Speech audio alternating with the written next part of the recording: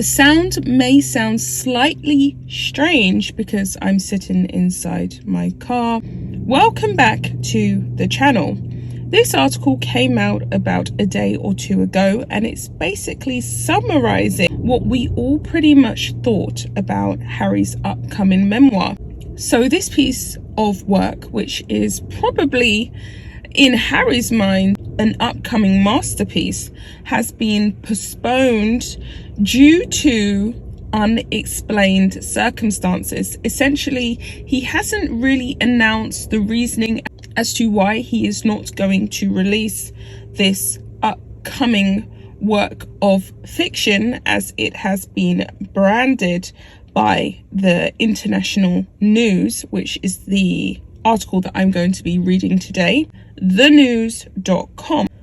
We know that Harry doesn't really have anything fantastic to say or anything insightful to add to his long history of critiquing and moaning about his extremely privileged life today. What else has really happened to him? What could he possibly be putting inside of this piece of fiction that he hasn't already said to Oprah and everyone else who has been essentially paid to listen? Harry has been in receipt of quite a lot of counselling within his lifetime due to obviously losing his mother at a young age, growing up in the spotlight, and of course his own issues that comprise of his ailing mental health, in my opinion.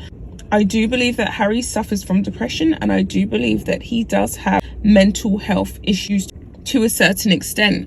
I do not believe that he is a non-functioning person. I think that he can function to a reasonable degree, but he doesn't have the best mental health. This obviously has resulted in him perceiving a reality that is not necessarily authentically true. We can all see what Harry's issues really are, which is that he's extremely privileged and he has a lot of time on his hands, and he's been given far too much as opposed to far too little. And in addition to that, he has extreme, intense, chronic jealousy of his brother and the throne that his brother is set to inherit due to his birthright. And that's just something you simply cannot change.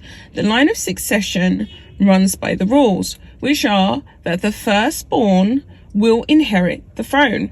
Harry hasn't been able to deal with this, and so therefore he's gone on this vitriol hate campaign in order to sabotage his brother and elevate himself. He just can't stand the brother's impending legacy. So let me get into this. Prince Harry's exclusive memoir might not come out this year, a royal source has disclosed. The Duke of Sussex's intimate and heartfelt memoir book has been in the works since early 2020. The initial release date of the writing was later this year. However, publisher Random House has been quiet on the matter. Mark Dolan from GB News emphasized the fact that the book is unnecessary and potential damage for the frail relationship that Prince Harry already has with the royal family. He added, "When you think of great authors, who springs to mind? Charles Dickens, John Steinbeck, Stephen King, J.K. Rowling. What about Prince Harry? Yes, the Ginger Windsor himself, the world's least happy millionaire, has a book in the pipeline.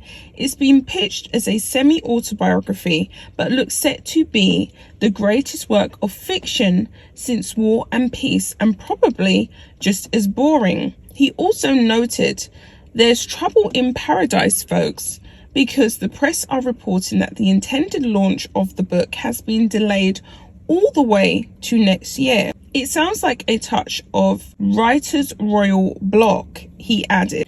"Let's hope this privileged aristocrat doesn't shake it off, because his proposed tell-all threatens to do more damage to his family relations and to his reputation in this country, to the institution in which he was born, and it will exact more needless stress and anxiety on his 96-year-old grandmother, the Queen. Not satisfied, of course, with dissing his dad, saying he was less than a great father, and pouring a cold bucket of the brown stuff over his entire family during the Oprah Winfrey non-interview. And that's the end of the article. The reality of it is that Meghan and Harry really need to, in so many words, move on, because the longer they walk down this line of constantly attacking the royals and attacking especially Charles, his father, who I believe done the best with the resources that was available to him, the longer they walk down this road of attacking a single dad and an institution which will never change, the royal firm will always be what the royal firm is.